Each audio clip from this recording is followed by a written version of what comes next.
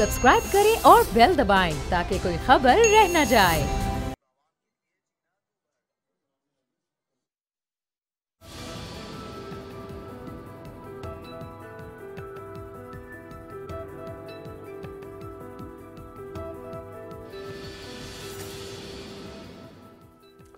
अस्सलाम वालेकुम व्यूअर्स, मैं हूं आपके साथ अमीर अब्बास और आप देख रहे हैं तब्दीली।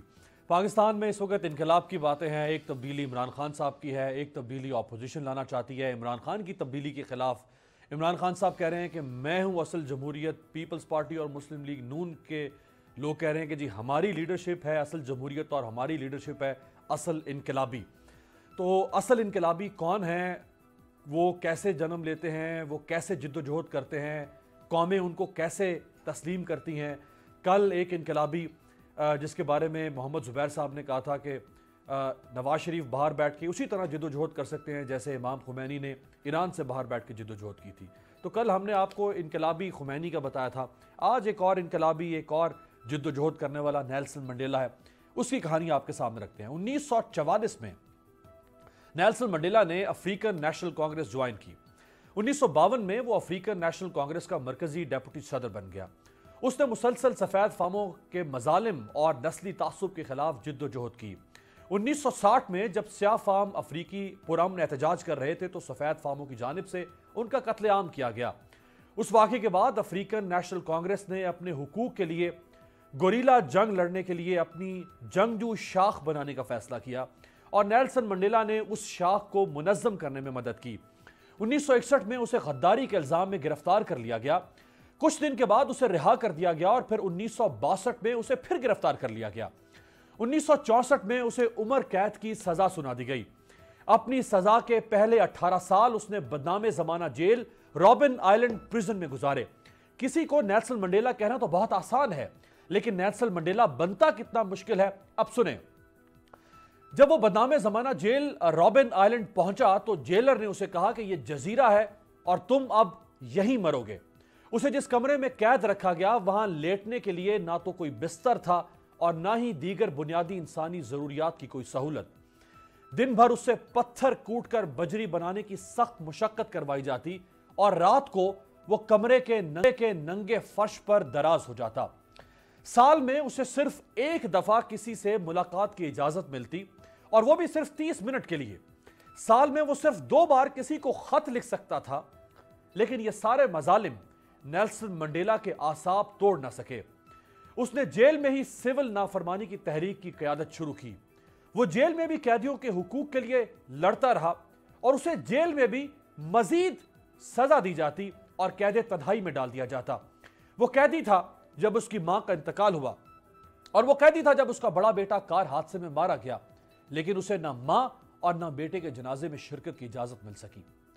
बिलाखिर 11 फरवरी 1990 को नेल्सन मंडेला को 27 साल बाद जेल से रिहा कर दिया गया।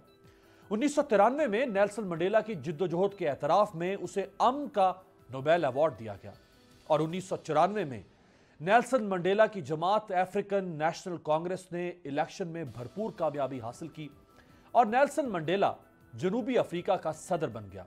लेकिन आप उस अजीम लीडर की अजमत देखें कि उसने अपने आप को ताहयात अपनी कौम पर मुसल्लत करने के बजाय 1999 में खुद ही सियासत से रिटायरमेंट ले ली।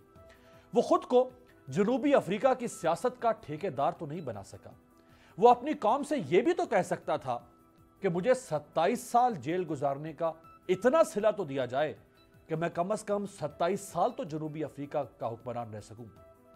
लेकिन ये लोग ना जाने किस मट्टी के बने हैं कि उसने इक्तदार और सियासत को ठोकर मार दी और 2013 में अपनी वफात तक अपनी जिंदगी दुनिया में अमन और समाजी इंसाफ के वकील के तौर पर वक्फ कर दी। आप नेल्सन मंडेला के अजीम किरदार का एक और पहलू देखें। न सिर्फ यह कि उसने 5 साल इक्तदार में गुजारे सिर्फ और फिर खुद ही रिटायरमेंट ले ली, बल्कि उसने अपनी औलाद और रिश्तेदारों में से भी किसी को जनूबी अफ्रीका की सियासत पर मुसल्लत न किया।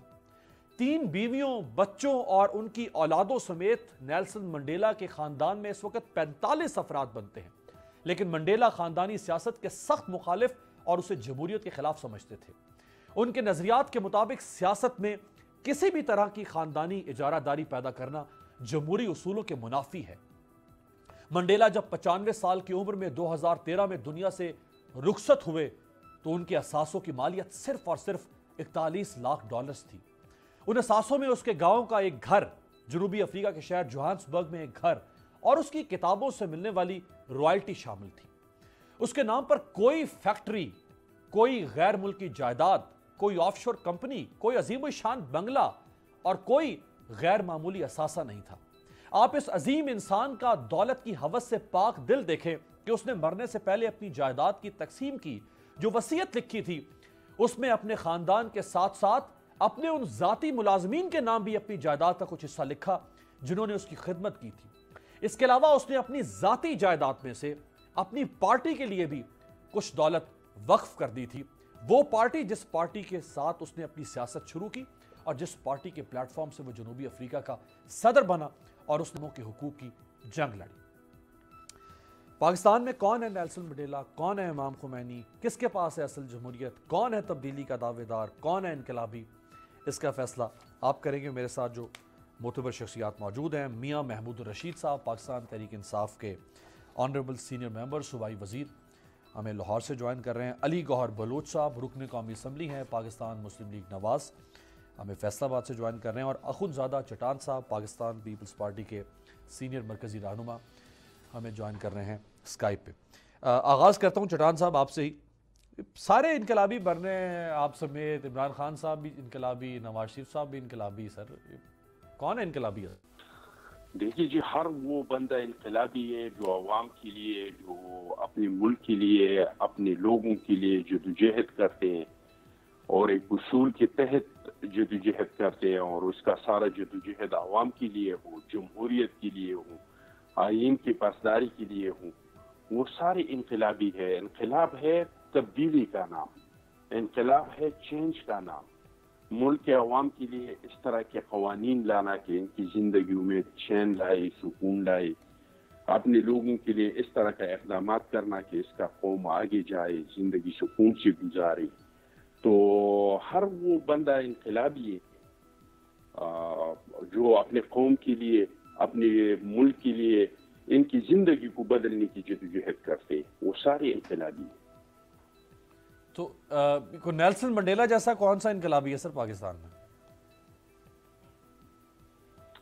देखिए जी, अगर पाकिस्तान का हिस्ट्री आप उठाए तो पाकिस्तान में भी बहुत सारे शहीद जुल्फ़िकार अली भुट्टो साहब ने इनका हिस्ट्री आप देख ले कि वो किसका बेटा था, किसका पोता था और उन्होंने अपना जान उस कौम के लिए कुर्बान किया। फिर इनकी बेटी शहीद मुहतरमा बेनज़ीर भुट्टो का जदोजहद आप देख ले, मादर मिल्लत नसरत भुट्टो का आप जदोजहद देख ले, फिर इसके बाद जरदारी साहब का आप जदोजहद देख ले, और अब ये बिलावल साहब, उनको पता है कि ये जो कुर्सी है, जिस कुर्सी पे मैं आया हूँ, इनसे पहले मेरा जो नाना था, इसके साथ क्या हुआ, मेरे अम्मी के साथ क्या हुआ, मेरे मामू के साथ क्या हुआ, मेरे बाप के साथ क्या हो रहा है और मेरे साथ क्या होगा। और इसके बावजूद भी आपको याद होगा कि बीवी का जो आखिरी जलसा था, उन्होंने कहा कि मुझे जान का खतरा है लेकिन मैं पाकिस्तान आई हूँ, मैंने सवाद पे दोबारा पाकिस्तान का झंडा लगाना है। अच्छा चटान साहब, तो यहाँ भी बहुत सारे इनकलाबी गुजरे। बिल्कुल ठीक है, अगर आप हिस्ट्री उठा के देखें, बिल्कुल ठीक है। भुट्टो साहब अनडाउटेडली पाकिस्तान में भी अल्हम्दुलिल्लाह एक बहुत बड़ा लीडर था, मोहतरमा की बड़ी इज्जत है। लेकिन अब चूंकि आप अपनी पार्टी लीडरशिप की बात कर रहे हैं तो ना भुट्टो साहब के ऊपर कोई करप्शन का एलिगेशन, उनका बदतरीन मुखालिफ जियाउल हक ने उनको फांसी दे दी कत्ल के मुकदमे में, लेकिन उनके ऊपर कोई ऑफशोर कंपनी, कोई बंगला, कोठी, फैक्ट्री कोई इल्ज़ाम नहीं लगा सका। इवन नुसरत भुट्टो साहबा के ऊपर भी कोई इल्ज़ाम नहीं लग सका। तो ये फिर जरदारी साहब के ऊपर ये सारे इल्ज़ाम, खैर मोहतरमा नहीं है दुनिया में, अब मैं नहीं बात करता, लेकिन ये जरदारी साहब पे, फरियाल तालपुर साहबा पे ये जो इल्ज़ाम हैं, इनका फिर इनकलाब के साथ क्या ताल्लुक है सर, नेल्सन मंडेला के साथ?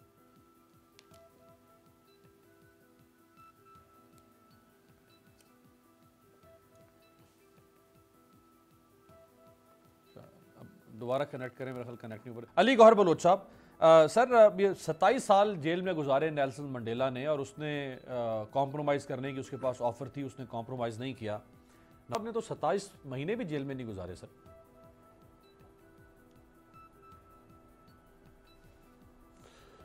जी शुक्रिया अमीर हुसैन। मैं आपकी बात सुन रहा था और दुनिया में जितने भी जमहूरियत के हामी और आइन और कानून की बालादस्ती करने के लिए जिन भी कायदीन ने जो है वो मतलब है कि जद्दोजहद की, उनमें बेशुमार लोगों के नाम आते हैं और उन्होंने मुख्तलिफ़ तरीके से जद्दोजहद की। और ख़ास तौर पर आपने देखा कि इसमें कायदे आज़म की जद्दोजहद भी थी कि जिसने पाकिस्तान मुस्लिम लीग के नाम से एक जमात बनाई और फिर उसके लिए मुसलमानों के लिए इस खिता में एक अलग मुल्क हासिल किया। आज वही जमात है जिसका कायद मियाँ नवाज शरीफ कायद के बनाए हुए उस पाकिस्तान को खुशहाली की तरफ ले जाना चाहता है, आइन और कानून की बालादस्ती की तरफ लेकर जाना चाहता है और वो कि पाकिस्तान तरक्की करे, पाकिस्तान में जमहूरियत हो, पाकिस्तान में जो है वो आइन की सरबुलंदी हो। आप देखें कि जब मुशर्रफ साहब ने कू किया तो उसके बाद भी मियाँ नवाज शरीफ ने और उनके ख़ानदान ने कैदोबंद की सोबतें बर्दाश्त की। फिर उसके बाद आपने देखा कि कितना अरसा तक उनको जला वतन रखा गया। फिर उसके बाद वो जब दोबारा आए तो वो भी आपके सामने हैं हालात के पनामा के ऊपर जो है वो इल्ज़ाम लगे, अरबों रुपए की करप्शन के इल्ज़ाम अली गौर साहब, लेकिन कलामी की माजरत आपने महल करार देकर जेल में भेज दिया गया। फिर उन्होंने जेल की सोबतें बर्दाश्त की। आपने चूंकि कायद आज़म से शुरू किया तो कायद आज़म की मुस्लिम लीग ज़रूर थी, लेकिन आज मुस्लिम लीग फंक्शनल कहती है हम हैं कायद आज़म के वारिस, मुस्लिम लीग क्वाफ कहती है हमें कायद आज़म के वारिस, मुस्लिम लीग ज़िया कहती है हमें कायद आज़म के वारिस, मुस्लिम लीग नून कहती है हमें कायद आज़म के वारिस, अवामी मुस्लिम लीग शेख रशीद की कहती है हमें कायद आज़म के वारिस। तो ये तो आप सब ने इससे बकरे कर दिए मुस्लिम लीग के। कौन सी ये कायद आज़म की मुस्लिम लीग? देखें मुस्लिम लीग, देखें अमीर हुसैन साहब, गुजारिश ये है कि कायदे आज़म सब के लीडर थे और कायदे आज़म जो हैं वो पूरे पाकिस्तान के लीडर थे और किसी को इस बात से रोका नहीं जा सकता कि वो कायदे आज़म का नाम ना लें या कायदे आज़म के वारिस ना बने। लेकिन इस बात का फ़ैसला पाकिस्तान की आवाम करती है, इस बात का फ़ैसला पाकिस्तान के लोग करते हैं और वो लोग करते हैं अपने वोट के ज़रिए, वो अपने मैंडेट के ज़रिए करते हैं, नुमाइंदगी दे करके असल मुस्लिम लीग कौन सी है और कौन सी मुस्लिम लीग है जो कायदे आज़म की वारिस है। आज जो हमारी जंग है वो कानून और आइन की बालादस्ती की है। आज हम पर इल्ज़ाम लगाया जाता है कि हम इदारों की मुखालफत करते हैं, हरगिज़ नहीं। ये हमारे मौक़िफ़ की तशरीह गलत की जाती है, प्रोपोगंडा गलत किया जाता है। अली गौर साहब, हम इदारों में बैठे पैमरा की पाबंदी है, पैमरा की पाबंदी है। अगर पाबंदी ना होती तो नवाज शरीफ साहब ने जो फरमाया मैं सुनवा नहीं सकता। उन्होंने खुल के इदारों पे जो है वो तनकीद किया, उन्होंने नाम ले के कभी आज तक पाकिस्तान की तारीख में हमने नहीं सुना कि serving army chief, serving DGISI का नाम लेके किसी सियासतदान या नवाज शरीफ के स्टेचर के सियासतदान ने कहा कि भाई ये लोग ये फलां काम कर रहे हैं या नहीं कर रहे। और इसके बाद क्या होता है सर? यही हमला होता है और क्या है? अमीर हुसैन साहब हमारी जमात में 4 जर्नैल वो भी बैठे हुए हैं जिनके ऊपर गद्दारी का मुकदमा कायम किया गया। हम जर्नैलों के खिलाफ नहीं हैं, हम पाकिस्तान आर्मी के खिलाफ नहीं हैं, हम उन लोगों के खिलाफ हैं जो रात की तारीकी में RTS सिस्टम बंद करते हैं, जीते हुओं को हरवा देते हैं और हारे हुओं को जितवा देते हैं। वो किसने बंद किया? हम उन लोगों के खिलाफ हैं जो सेनेट के इलेक्शंस में, मेरी गुजारिश सुन लें, हम उन लोगों के खिलाफ हैं जो RTS सिस्टम बंद करते हैं, जो सेनेट के इलेक्शन में धांधली करवा कर अक्सरियत को अकलियत में बदल देते हैं और अकलियत को अक्सरियत में बदल देते हैं। हम उन लोगों के खिलाफ हैं जो FATF में बैठकर और उन शिकों को जो कि पाकिस्तान की फेवर में थी, उसको तो पाकिस्तान मुस्लिम लीग और अपोजिशन ने सपोर्ट किया, लेकिन उन शिकों को डालने की कोशिश करते हैं जिससे विक्टिमाइजेशन हो, जिसके अपोजिशन के लोगों को टारगेट किया जाए। हम उन लोगों के खिलाफ, बिल्कुल ठीक है, और उन्हीं के खिलाफ हमारी ये जद्दोजहद है, होना चाहिए जो ये कर रहे हैं। नहीं, हमारी ये जहद मुसलसल है। लेकिन देखे ना, आप बता तो देना, कोई किसी दीवार का नाम तो नहीं है कि जिसने RTS सिस्टम बंद किया, किसी दरवाजे ने तो नहीं आके ये फैटफ के कानून में तब्दीली कर दी, किसी कुर्सी, ये कोई इंसान, कोई इदारा किसने किया ना? पर ये भी तो बताया ना कि वो कौन लोग हैं जो ये कर रहे हैं। ये वही लोग हैं जिन्होंने, आपको पता है कि जिस जज ने मियां नवाज शरीफ साहब को सजा सुनाई उसको तो नौकरी से निकलवा दिया, लेकिन उस सजा को आज तक बहाल रखा। फिर आप कह रहे हैं वही लोग, ये वही मैं कह रहा हूं लोग नाम हैं कि बता जो देना, इस सिलेक्टेड जुर्रत हुकूमत करें को ना, बनाने वाले हैं। इनकलाबी बने ना। और जी इसमें बिल्कुल जी बिल्कुल बिल्कुल हम जुर्रत से ही बात कर रहे हैं। हम अगर कोई जद्दोजहद चला रहे हैं तो हम बांगे दोहल कह रहे हैं। आप देखें कि आज मियां नवाज शरीफ की स्पीच सोशल मीडिया पर तो आई, लेकिन पैमरा ने किसी इलेक्ट्रॉनिक मीडिया के पांव बांधे हुए हैं तो किसी के हाथ बांधे हुए हैं। आया ये पैमरा की पाबंदियां आप मियां नवाज शरीफ और उसकी जमात को जद्दोजहद से रोक सकते हैं? क्या पूरी ऑपोजिशन को जद्दोजहद से रोक सकते हैं? हम बांगे दोहल, हम इलेक्टेड नुमाइंदे हैं और हम सरेआम मियां नवाज शरीफ साहब के और पूरी ऑपोजिशन के और पाकिस्तान के अवाम की जद्दोजहद और उनकी आवाज़ की तर्जमानी कर रहे हैं। क्या हमारे भी ये टांग और पांव बांध देंगे? क्या आप खाकान अब्बासी को जेलों में डाल के, ख्वाजा साद रफीक को जेलों में डाल के, क्या आप एहसन इकबाल को जेलों में डाल के, राना सनाउल्लाह को जेलों में डाल के, क्या आप समझते हैं कि पाकिस्तान की आवाम की आवाज़ को दबा देंगे? नहीं, हरगिज नहीं। हम किसी डर और खौफ में आने वाले नहीं हैं।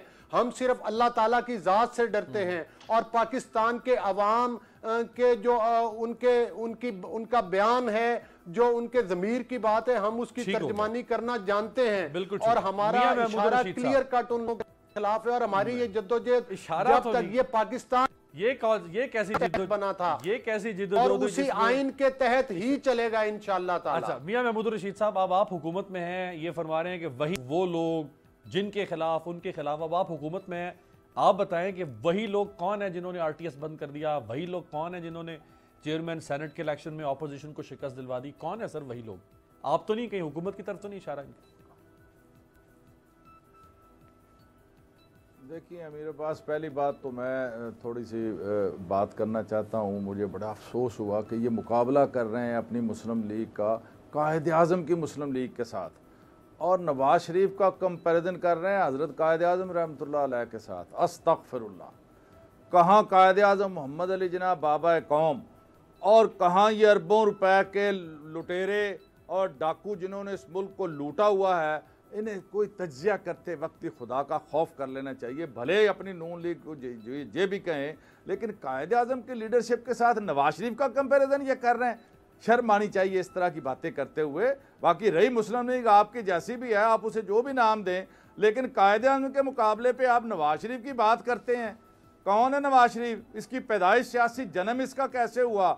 ये पला बड़ा कैसे? जिनके ऊपर आज ये इल्ज़ामात लगा रहे हैं, उनके दस्ते शफकत की वजह से ये पला बड़ा जवान हुआ। अब उसको आंखें ना दिखा रहा, अब उनको पता नहीं क्या क्या ये सर्टिफिकेट दे रहे हैं।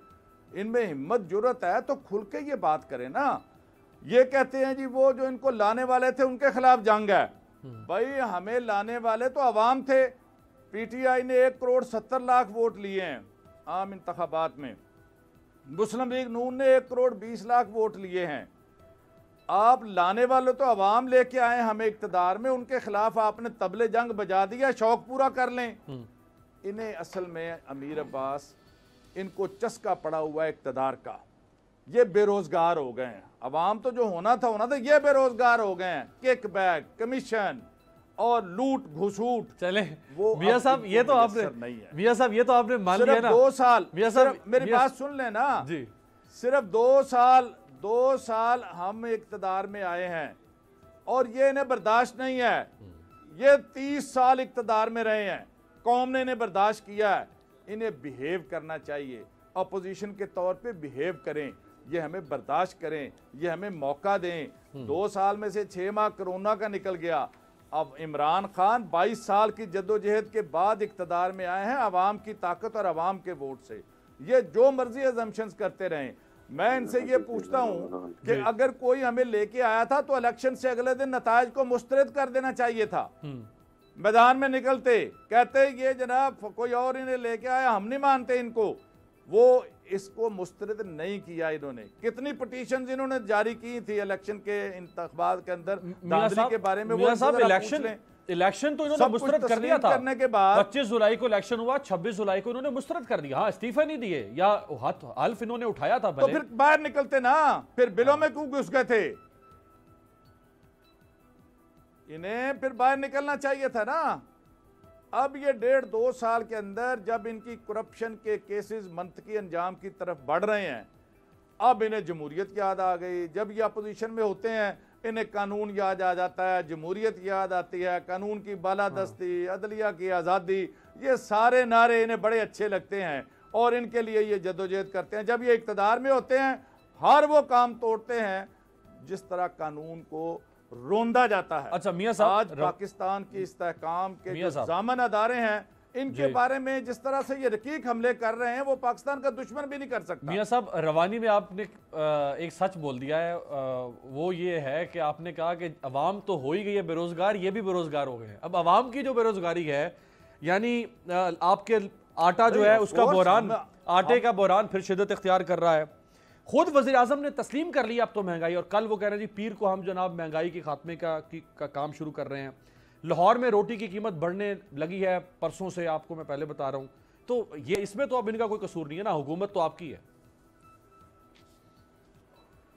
नो डाउट, मैं तो इतराफ़ कर रहा हूं। अगर वज़ीर आज़म ने भी इतराफ़ किया है कि बाज़ चीज़ें जिसके ऊपर हम तवज्जो दे रहे हैं और जिसके कई फैक्टर्स हैं जिसमें इनके साथ मिले हुए जो माफियाज हैं वो भी सरगर्म अमल हैं। इस दफ़ा 10 लाख टन गंदम वो कम पैदा हुई पंजाब के अंदर, हमने रिकॉर्ड प्रोक्योरमेंट की। इसके बावजूद सूबा सिंध, KPK और बाकी सूबों ने प्रोक्योरमेंट नहीं की, गंदम वहाँ शिफ्ट हुई, ट्रांसफ़र हुई। और ये आटा या चीनी का जो प्राइसेस की हाइप है इसके बारे में हम पूरी जद्दोजहद और कोशिश कर रहे हैं। हम कब कह रहे हैं कि हमने बड़ी आसानियां पैदा कर दी हैं, लेकिन हमारी जद्दोजहद जारी है। हमने 2-3 काम तो बड़े किए हैं ना। एक मेगा करप्शन का कोई एक केस पिछले 2.5 साल में, वो आप मुझे मिसाल दे दें। सही है। दूसरा काम, हमने अवाम की वेलफेयर के लिए जो काम किए हैं, 50 लाख सेहत इंसाफ कार्ड हमने तकसीम किया पूरे पंजाब के अंदर, जिससे करोड़ों खानदानों को, करोड़ों लोगों को इससे फ़ायदा पहुंचेगा। 15 लाख हम किसान क्रेडिट कार्ड वो तकसीम कर रहे हैं। तो मियां साहब, फिर पंजाब मियां साहब, अगर आप समझते हैं कि बड़ा अच्छा काम किया है, 10 सालों में नहीं किया, अगर बड़ा अच्छा काम किया आपकी हुकूमत ने और लोग आपके साथ खड़े हैं, अवाम इनको मुस्तरद कर देगी, फिर इनके ऊपर ये मुकदमे, फिर गुजरांवाला में इनके लोगों के घरों पर रेड, ये क्यों हो रहा है? फिर खुल के खेलने दें इनको, लोग तो आपके साथ होंगे। नहीं, खुल के खेल रहे, कहीं कोई रेड नहीं हो रहा, कोई पकड़ दकड़ नहीं हो रही। जिस तरह ये बुखलाहट में किया करते थे, हमें तो किसी किस्म की कोई परेशानी नहीं है। ये घोड़े का मैदान, ये शौक पूरा कर लें, ये जलसी निकालें, जलसा निकालें। लाहौर में इनकी जलसी हमने देख ली है। हमारा एक टिकट होल्डर उतने बंदे इकट्ठे कर सकता है जितने यहाँ पे इन्होंने बंदे इकट्ठे किए थे आज से 1 हफ्ता पहले। हमें किसी किस्म की कोई घबराहट नहीं है, शौक पूरा करें, जलसा जितना मर्जी खेलें। अगर ये कानून के दायरे में रहकर जलसा करेंगे, एहतजाज करेंगे तो सत बिस्मिल्लाह। अगर इन्होंने कोई हैंकी पैंकी की, कानून को हाथ में लिया तो कानून हरकत में आएगा। अच्छा मियां साहब, ये आप निपटा जाएगा, फिर इन्हें फ्री हैंड, इस तरह का फ्री हैंड हम नहीं दे सकते। अच्छा, एक ब्रेक शामिल करते हैं, ब्रेक का कहा जा रहा है, ब्रेक से वापस आते। हुकूमत ने जो बगावत का केस था उसमें से नवाज शरीफ साहब के अलावा बाकी तमाम जो मुलजिम थे उनको तफ्तीश में बेगुनाह कर दिया, उनका नाम खारिज करने का हुक्म हो चुका है। तो क्या PDM की हैबत से, ऑपोजिशन की हैबत से हुकूमत डर गई है फ़ौरन? यानी नवाज शरीफ तो बाहर बैठे हुए, लिहाजा उन पे मुकदमे कर दो, 10 छोड़ के 50 कर दो, इन पे ना करो, क्योंकि इन पे करेंगे तो ये तो पहले हमारे इक़्तिदार के पीछे। ब्रेक के बाद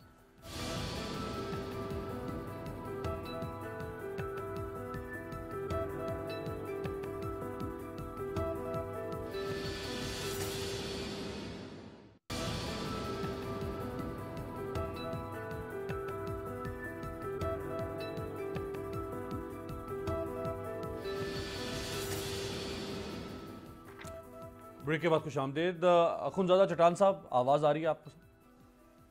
जी बिल्कुल क्लियर। अच्छा चट्टान साहब, वैसे एक पता नहीं अब आपकी PDM का क्या मुस्तकबिल होगा, लेकिन एक तो आप लोगों का फ़ायदा हुआ है कौम को कि कम अज़ कम वज़ीर आज़म ने महंगाई का नोटिस भी ले लिया है और उन्होंने कहा कि जी कल पीर से जो है हम इसकी एक स्ट्रैटेजी बना रहे हैं। और जो टाइगर फोर्स बनाई थी, उन्होंने कहा कि टाइगर फोर्स जो है वो अब रोज़ाना की बुनियाद पर अपने इलाकों में कीमतें चेक करेगी कि कीमतें बढ़ रही हैं, कम हो रही हैं। देखिए जी, एक तो महंगाई से लोग इतने परेशान नहीं हुए थे जब लोगों ने सुना कि इस पे भी हमारे सेलेक्टेड वजीर आजम ने नोटिस लिया, क्योंकि सेलेक्टेड वजीर आजम जिस चीज पे भी नोटिस लेता है इसमें दुगना इजाफा हो जाता है या मार्केट से गायब हो जाते हैं। और मियां साहब ने एक बात की, एक मज़ाक़खेज़ बात उन्होंने की। और वो मज़ेदार बात ये है कि ये 2 साल में आप बताइए कौन सा मेगा करप्शन का स्कैंडल आया है। तो क्या जो चीनी स्कैंडल है ये करप्शन का नहीं है? इसमें लोगों ने हजार अरब नहीं कमाई। क्या वो पेट्रोल का जो है वो स्कैंडल नहीं है? क्या ये मेडिसिन का जो है, ये मेडिसिन में करप्शन नहीं हुआ है? ये ऐसे मुफ्त में एकदम 2 साल में 900% महंगे हो गई दवाइयाँ और लोगों के पहुंच से दूर हो गई। क्या वो डॉलर्स का जो था इसमें करप्शन नहीं हुआ था? ये करप्शन नहीं है। मैं साहब अगर ये करप्शन नहीं है तो मुझे बताए फिर करप्शन क्या है? हमारे दौर में तो लोग कहते थे कि करप्शन हो रही है, लेकिन अभी तक किसी ने ये नहीं कहा है कि किस चीज में करप्शन हो रही है। लेकिन आपके दौर में तो कुल्ली चीजें हैं। आप खुद इस पे नोटिस ले रहे हैं कि करप्शन हुआ है, महंगाई, हम किसी को नहीं छोड़ेंगे, किसी को नहीं माफ करेंगे, आप लोग 2-3 दिन में देख लेंगे कि हम क्या हशर करते हैं। यार खुदा का खौफ करे, 45,000 का सऊदी का जो एयरलाइन का टिकट है वो 2-2 लाख रुपए पे बिक गया, 2-2 लाख पे, क्योंकि सऊदी ने ऐलान किया कि इतने टाइम में अगर आप लोग नहीं पहुंचे तो फिर आप लोगों का जो अकामा है वो कैंसल। इसके बाद इन जालिमों ने, इन अल्लाह ताला के जालिम इंसानों ने 2 लाख मजदूरों से जो अपने बच्चे छोड़ के, कौन बीवियां छोड़ के, जालिम कौन है ये सर? ये हुकूमत है। अच्छा। इस हुकूमत के ये सिलेक्टेड और ये लोग हैं जो गैर मुंतखब लोग इधर उधर से पता नहीं कहां से इकट्ठी किए हैं न्याजी साहब ने और मुंतखब लोगों के ऊपर बिठाए हैं। उनको क्या पता? ये तो मियाँ साहब को पता होगा कि आप एक गरीब मजदूर से जो 5 साल के लिए अपनी बीवी को छोड़ के, अपने बच्चों को छोड़ के, अपने खानदान को छोड़ के जाते हैं, वहां तो पैसे कमाते हैं। चट्टान साहब, वो जो सऊदी एयरलाइन की टिकट अगर बढ़ गई है, महंगी हो गई है, तो उसमें फिर इमरान खान का क्या कसूर है? वो तो सऊदी एयरलाइन ने बढ़ाई। भाई सऊदी एयरलाइन का नहीं, PIA का मैं कह रहा हूँ। PIA। इन लोगों ने वहां पे जब कोरोना आई और लोग आ रहे थे, इस टाइम पे इन लोगों ने जो लिस्ट एम्बेसीज में बनाना शुरू कर दी। इस लिस्ट में किसी का नाम डालने में कितने पैसे लेते थे, कैसे एजेंट। ये हुकूमत तो PTI का है ही नहीं, ये तो माफियाज का हुकूमत है। अच्छा चट्टान साहब, ये खबरें ये चट्टान साहब खबरें ये है कि हुकूमत शायद ये चाहती है कि पीपल्स पार्टी को किसी तरह साथ में ला लें और इनको डिवाइड एंड रूल करें। यानी नून लीग और मौलाना शायद साथ ना मिले, लेकिन पीपल्स पार्टी के ऊपर हम भी हाथ हल्का रखते हैं, पीपल्स पार्टी भी हम पे हाथ हल्का रखे। तो आप तो मुसलसल सिलेक्टेड की गर्दान पड़ रहे हैं, आप तो और तपा रहे हैं उनको ऊपर, और टाइट करेगी हुकूमत आपको। भाई पीपल्स पार्टी क्या, सारे अपोजिशन ने इसका साथ दिया था। आपका मेरा बात साहब याद नहीं है कि सारे अपोजिशन ने उसको कहा कि आप सिलेक्टेड है कि इलेक्टेड है, अभी आप कदम बढ़ाए, हम आपके साथ हैं। तो उन्होंने क्या कहा? उन्होंने यही कहा कि आके डी चौक पे मुजाहरा करें। तो अब हम आ रहे हैं मुजाहरा करने, फिर ये बर्दाश्त करें। अच्छा, हुकूमत अगर आपको कहे, हुकूमत अगर आपके साथ डील करे, चट्टान भाई, हुकूमत अगर डील करे आपके साथ, चीखना शुरू कर दे, हुकूमत अगर आपके साथ डील करे कि आप PDM से अलहदा हो जाए, हम आपको रिलीफ देते हैं फला जगह पे, क्या करेंगे आप? हम डील, सियासत में डील नहीं होता है मेरे भाई। ये लोग भी सियासत करते हैं। तो ये NRO डील नहीं थी जो NRO डील नहीं की थी आपने जनरल कियानी से? हम जी NRO डील नहीं थी जनरल कियानी से? नहीं, वो डील नहीं थी। वो हमने जो NRO मुशर्रफ के साथ किया था, जमहूरियत के लिए किया था। और ये 3 साल जो जमहूरियत का तसलसल चल रहा है वो इस NRO के बरकत से है। अब मुझे बताया अगर इसमें हमने अपना कोई बेनिफिट्स लिया है, हमारे कोई केसेस जिसके जरिए से माफ हुई है। वो केसेस तो माफ हो गए। इफ्तिखार चौधरी साहब ने उसको ब्लैक लॉक कहा था, नल एंड वाइड एब इशू, सिरे से गलत कानून कहा था उसको, NRO को। केसेस तो माफ हुए थे सारे। मैं आपको याद है सुप्रीम कोर्ट ने भेज दिया ना असेंबली के पास, हमने उसको सपोर्ट नहीं किया असेंबली में, हमने वोट नहीं दिया NRO को। NRO तो कब के खत्म हो चुका था। NRO के खिलाफ जो केसेस थे वो तो सारे के सारे खोल गए थे। मुझे आप मेरा बात साहब एक केस ऐसा बताए अगर आपको याद हो कि NRO की वजह से हम पे जो इल्जाम था, जो केस था, और वो अदालतों से बाहर सिर्फ और सिर्फ NRO की वजह से खत्म हुआ हो। मुझे एक केस का आप नाम बताए। और वो तो डील नहीं था। वो तो जब हमने चट्टान साहब, जरदारी साहब जब कमर जमान चौधरी के जमाने में चेयरमैन नैब थे, जरदारी साहब का जब एक्विटल हुआ, उस एक्विटल को चैलेंज करना था नैब ने, उस एक्विटल को चैलेंज ही नहीं किया नैब ने। चैलेंज तो अभी बहुत सारी चीजों को नहीं किया, चैलेंज तो अभी उन्होंने BRT को भी नहीं किया।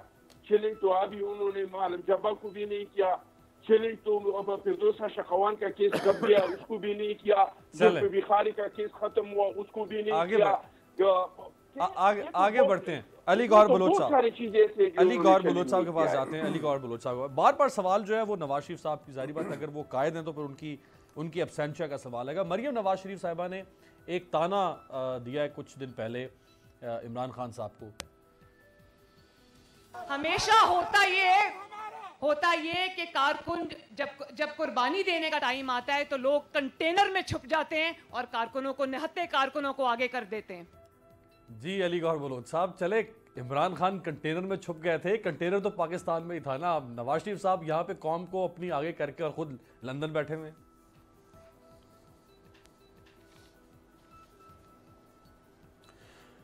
देखें, पहली बात तो ये है कि मैं इस बात का भी जवाब देता हूँ, लेकिन मियाँ महमूद रशीद साहब ने एक बात की जिसका चटान साहब ने भी हवाला दिया। दो मज़ाक़ा खेज़ बातें की उन्होंने, एक का हवाला दिया, मैं दो की बात करूँगा।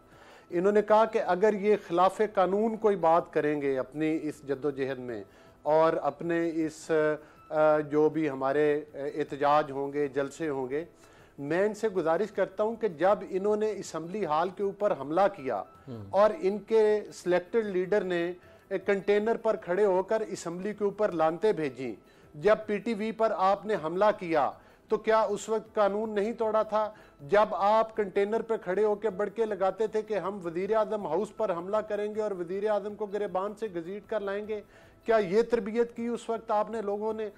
आज आप भाषण देते हैं अमन के, आज आप भाषण देते हैं कानून के, क्या आपने उस वक्त जो है वो बिजली और गैस के बिल नहीं जलाए थे? आपने क्या किरदार अदा किया था? और न्याजी साहब ने गुजारिश ये है, ये बात करते हैं करप्शन की और कह रहे हैं कि करप्शन का कोई मेगा के। पहली बात तो ये है कि आपकी सिलेक्टेड हुकूमत को 3 साल नहीं 5 साल आपने केपीके में भी किए, 7.5 साल टोटल हो चुके हैं। आप लोग बरसरे इक़्तिदार आए, आप बताएं कि आपकी जो न्याजी साहब की हमशीरा हैं, आपने उनको एनआरओ क्यों दिया अरबों रुपए की करप्शन के ऊपर? आप इस बात का जवाब भी दें कि आपने बीआरटी पेशावर में अरबों रुपए खा गए और अवाम को सिर्फ खड्डे दिए। आपने उस खड्डों का कोई हिसाब दिया? किसी नैब ने आकर आपके अकाउंट्स बंद किए, किसी नैब ने आपके घरों के ऊपर छापे मारे, किसी नैब ने आकर आपको 90 दिन के लिए रिमांड लिया, आप 2-3 वो किराए के टट्टू लेकर उनको आपने 4 दिन नैब के हवालात में भेजा, सिर्फ नाम बना, और फिर उसके बाद उठा के उनको वजारतें दी। वो कौन जिन है? लोगों ने अली गौहर साहब रुपए खाए, वो कौन है? ये अली गौहर बलोच साहब एक पोर्टफोलियो चेंज लेकर वो हवालात में किनको भेजा था इन्होंने? वो जो आपने किराए का, मैं नहीं बोलता वो जो आपने कहा किराए के, लेकिन वो कौन लोग थे जो नैब की कोर्ट में? वो एक हाँ जी, एक इनके वजीर पंजाब के थे, दो पंजाब के वज़रा थे जो कि तकरीबन अपने ओहदों पर बहाल हो चुके हैं बेचारे, ठीक है। और उसके अलावा भी आप देख लें, मुझे ये बताएं कि वो जो इनके जुल्फी बुखारी साहब हैं उनके ऊपर भी अरबों रुपए की करप्शन है, कोई नैब ने केस नहीं बनाया। मतलब है ये नैब न्यादी जो गठजोड़ है, आप बताएं कि ये इनका फॉरेन फंडिंग केस है, ये उसके स्टे ऑर्डर के पीछे क्यों छुपे हुए हैं? बिल्कुल सही है। अमीर बात अच्छा, ये कुछ सवाल आपके साफी हैं, कुछ सवाल आपके महमूद रशीद साहब एक बारिश और पुराने सियासतदान हैं, इनके मुंह से मेरी गुजारिश सुन ले, इनके मुंह पर रेब नहीं देता, ये मान लिया। एक आज पीटीआई फेस कितने बैठे हैं कैबिनेट में? ये मियां महमूद रशीद साहब तो जेन्युइन वर्कर है ना पीटीआई के। बोल रहे थे अभी नवाज शरीफ और उनके खानदान। मैं समझता हूं हमारी न्याजी साहब के साथ, उनके सिलेक्टेड गवर्नमेंट के साथ किसी, ये वो पपेट्स हैं जिनको के मौजूदा एस्टेब्लिशमेंट ने आगे लाकर बिठाया है। मियां साहब से पपेट्स के दिन गिने चाहते हैं। मियां साहब से सवाल, हमारी कुछ आपने बड़े वैलिड सवाल उठाए हैं। हम हक की बात करेंगे, हम आइन की बात करेंगे, अली गौहर भाई हम गैर मशरूत बलोच साहब आपने कुछ वैलिड सवालात उठाए हैं, वो सवालात करेंगे हम। सिलेक्टेड साहब की बात नहीं करेंगे। आपके सवाल कुछ वैलिड है, मैं जरा मियां साहब से पूछता हूं। मियां साहब ये देखिए ना, ये जो एक तो नैब न्याजी गठजोड़ इन्होंने एक ऐसा रदीफ काफिया मिला लिया, एक तो ये आपको हर वक्त कचोके मारते हैं, ये दूसरा ये जो सप्तान खान साहब, अलीम खान साहब, जहांगीर तरीन साहब ये कहते हैं बाहर बैठे हुए हैं, तो ये सारी चीजें जो आपकी तरफ से वो कहते हैं बिल्कुल ढील है, हमें टाइट किए जा रहे हैं ये?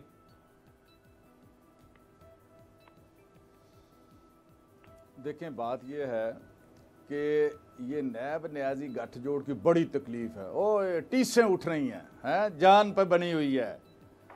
ये नैब का चेयरमैन किसने लगाया था? ये नैब पिछले 10 साल यहीं पे थी, जिसको धनिया पिला के और पुदीने की चटनी खिला के इन्होंने सुलाया हुआ था। इमरान खान ने तो आके इन अदारों को अपना कौमी रोल अदा करने के लिए बेदार किया और कहा कि अक्रॉस द बोर्ड आप लोग आए, खा कोई कितना भी बड़ा हो, आपके पास अगर हकायक हैं आप इनको पकड़ें, उनको ट्रायल करें और उनको सजाएं दिलवाएं। ये इमरान खान ने कहा। रही बात ये कि किराए के टट्टू, वो किराए के टट्टू तो इनकी पूरी पार्टी बनी हुई है। ये तो खुद सारे किराए के टट्टू थे। कौन था? नवाज शरीफ। ये बाड़े का था, जनरल जिलानी का टट्टू था, ये फ्रंटमैन था उसका। उसके बाद पूरी तारीख देख लें, छांगा मांगा क्या हुआ था।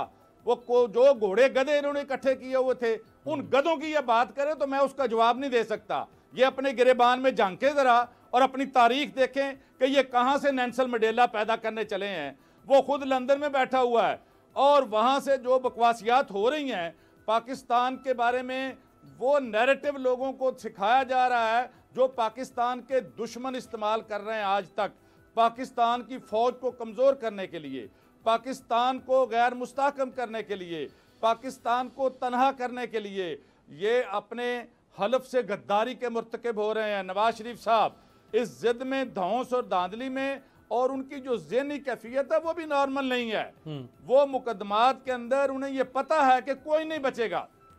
और ये इमरान खान का कौम से वादा था और है कि ये एनआरओ की बात आपने की थी।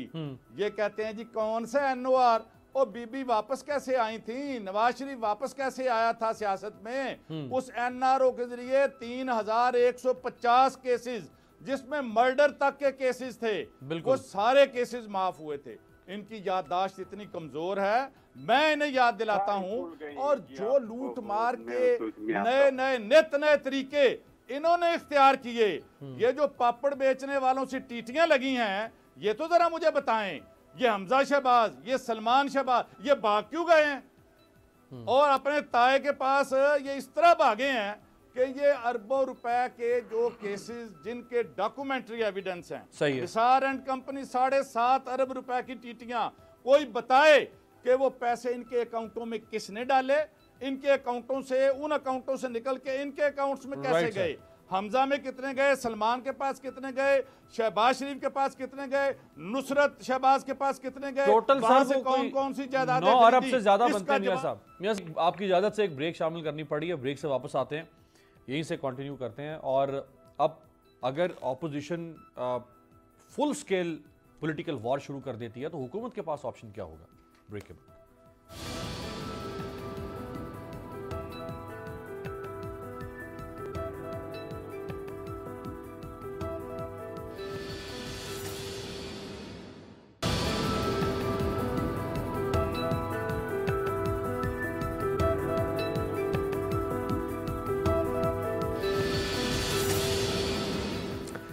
ब्रेक के बाद खुशामदीद। शेख रशीद साहब ने दो बातें कही हैं ऑपोजिशन के हवाले से, जो ऑपोजिशन की मास मूवमेंट या स्ट्रीट मूवमेंट शुरू हो रही है, उन्होंने क्या फरमाया?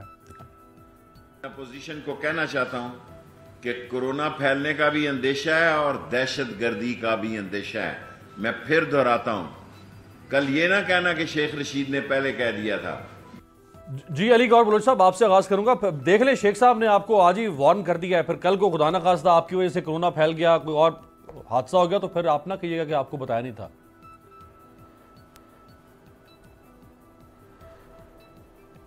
अब इनके ये कोरोना के हरबे और दहशतगर्दी से डराना धमकाना हमें छोड़ दें। हमारे इरादे पुख्ता हैं और पक्के हैं और हम इंशाल्लाह इस जद्दोजहद के लिए निकलेंगे। क्या एक कोकीन ज़दा सिलेक्टेड वजीर आजम, जिसको कि इन्होंने सिलेक्शन के जरिए बिठा दिया है, और वो रोज सूटा लगाकर आकर टीवी चैनल के ऊपर हमें धमकियां लगाए, और ये शेख रशीद साहब जो सिर्फ अपनी जबान की कमाई खाते हैं, क्या ये इनकी धमकियों से और गीदड़ भबकियों से हमें, अगर गैर पार्लिमानी अल्फाज थे तो फिर महमूद और रशीद साहब को भी सोच के बोलना चाहिए था कि इन्होंने नवाज शरीफ साहब के बारे में क्या बोला है। ये जिस अल्फाज में आप बात करेंगे हम इनको उन्हीं अल्फाज में जवाब देंगे और इनको ये सुनना पड़ेगा क्या हम एक एडिक्टेड आदमी को और सिलेक्टेड आदमी को प्राइम मिनिस्टर मान लें? ये हरगिज नहीं हो सकता। और ये इंशाअल्लाह ताला इनका भांडा फोड़ेंगे, इनको बताएंगे कि तुम आरटीएस सिस्टम की पैदावार हो, तुम किसी अवामी वेंडेट की पैदावार नहीं हो। और जिन केसों पर आज तुम्हारा शिकंजा तंग नहीं हो रहा, तुम एहतसाब से बच रहे हो, तुम्हें हर उस केस में इंशाअल्लाह ताला वो एक वक्त आएगा इस जद्दोजहद के बाद, जब इस मुल्क में दोबारा से हमारी वो जमात है जिन्होंने लोड शेडिंग का खात्मा किया, अरबों रुपए, मुझे बताएं वो 50 लाख घर और वो अरबों नौकरियों को जो झांसा दिया था, जो आप कहते थे कि रोज 20 और 19 अरब की पता नहीं कितनी करप्शन होती है, वो सारा कुछ किधर गया जो आपने अवाम को सबज बाग दिखाए थे? किधर है वो लाखों नौकरियां? अवाम तो इस वक्त रोटी, आपने तो अंडे और मुर्गियों की मईशत पाकिस्तान को दी। आपने पहले ये चूरन बेचा कि हम मईशत खराब हो गई है, और आपने ये चूरन बेच के खुद मईशत खराब कर दी। आपने फिर गद्दारी का चूरन बेचा और खुद गद्दारी पाकिस्तान के आइन और कानून के साथ की। आपने पहले तब्दीली का चूरन बेचा और उस तब्दीली का झांसा देकर अवाम को वर्गलाया, लेकिन वजूद भी आपको वो मैंडेट ना मिला। तो खुदारा रहम करें इस पाकिस्तान के ऊपर और इस पपेट्स की गवर्नमेंट की। ये तहरीक की बात करते हैं, ये मरियम नवाज मैदान में है, पूरी मुस्लिम लीग मैदान में, और मियां नवाज शरीफ साहब भी जब सेहतयाब होंगे तो वो आपसे डरने वाले नहीं हैं। वो इसी पाकिस्तान में आएंगे जिस पाकिस्तान को वो शेख साहब ने फरमाया है, ज्यादा देर चलने वाली हरगिज नहीं है। वसीतर मुफाद में, वसीतर जो कौमी मुफाद होता है, आप सियासतदान इस्तेमाल करते हैं, तो उसमें ये कोरोना की वजह से थोड़ा आप आगे नहीं ले जा सकते अपनी तहरीक?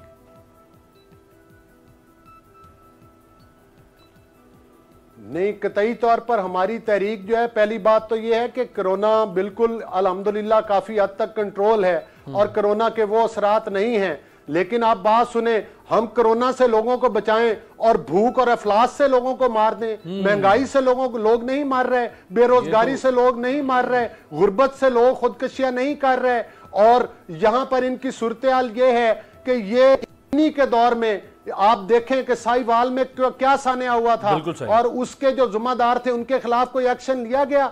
आज आप बताएं, मुल्क में सारे बरी हो गए हैं, ना कोई कानून है, वो सारे बरी हो गए, आइन है। आज हमारी जद्दोजहद जारी रहेगी। आपने चार्जशीट बड़ी बना दी है हुकूमत के खिलाफ, तो मियां साहब से और गेट नंबर 4 के सामने बैठकर, मियां साहब आप इनके खिलाफ क्या मुकदमा बनाएंगे? वो चार्जशीट सुन लें जो उन्होंने बना दी है। 4 के सामने बैठ के ये शेख रशीद साहब हमें गीदड़ भपकिया मत लगाएं। साहब वो गेट नंबर 4 कह रहे हैं, इन्हें पता है कौन से गेट की पैदावार है ये। दूसरी बात ये है, मुझे इनकी बातें सुन सुन के हंसी आ रही है।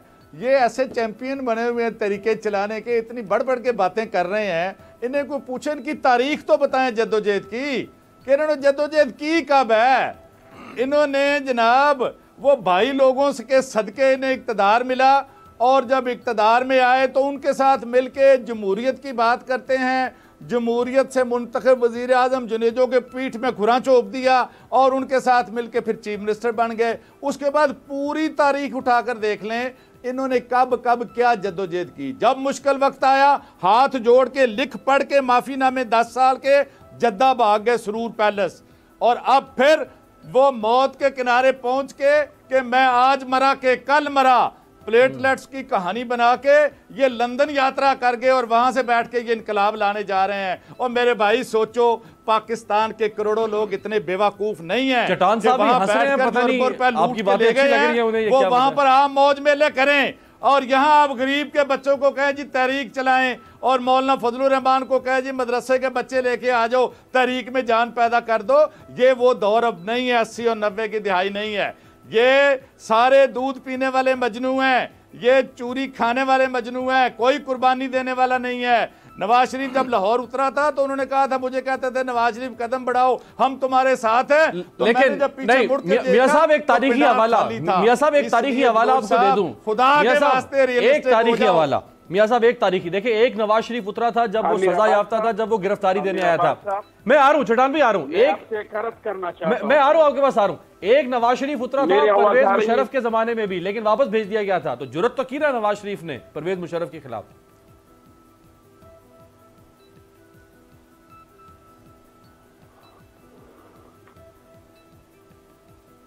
जी मियां साहब, आप इतना अंडर एस्टिमेट ना करें नवाज शरीफ साहब को। ओ जी, हमने ये बाजू मेरे आजमाए हुए हैं, ये पहली दफा है, ये 3 दफा पंगा लिया इन्होंने और तीनों दफा बाहर गए माफिया मांग के और फिर वापस आए। डील के नतीजे में कौन सी तारीख, कौन सी कुर्बानियां, कौन सी जेलें, कौन से इस्तीफे, ये शौक पूरा तो करें। आगे आगे आए, देखिए होता है क्या, ये घोड़ा और घोड़े का मैदान। चटान साहब आप क्यों हंस रहे हैं? मियां साहब की बातें आपको अच्छी लग रही हैं? अली बलोच साहब, मैं आपको एक बात बताऊं मेरा बास भाई जी, क्या आपने हमको इसलिए बुलाया है कि हम एक दूसरे को अपना माजी याद दिलाए। जिस पार्टी का जो माजी है और जो जिस तरीके से इख्तिदार में आए हैं वो इस मुल्क के बच्चे बच्चे को पता है।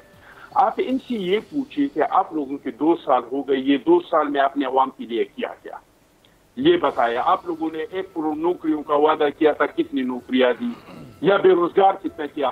सिर्फ ये टिकटॉक जो बंद किया, इसमें 2 करोड़ लोगों ने ये एप्लीकेशन डाउनलोड किया पाकिस्तान में।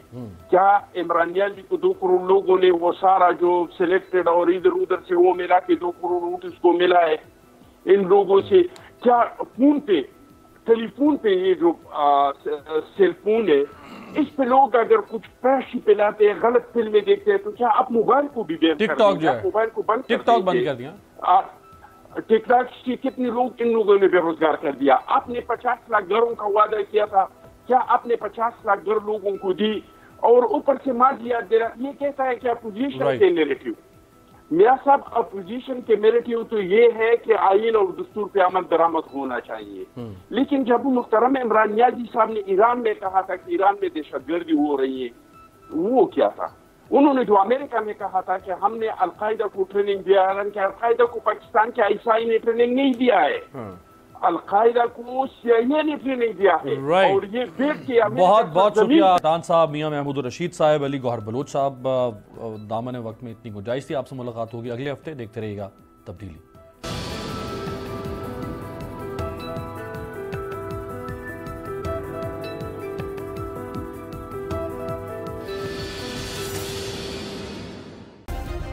सब्सक्राइब करें और बेल दबाएं ताकि कोई खबर रह न जाए।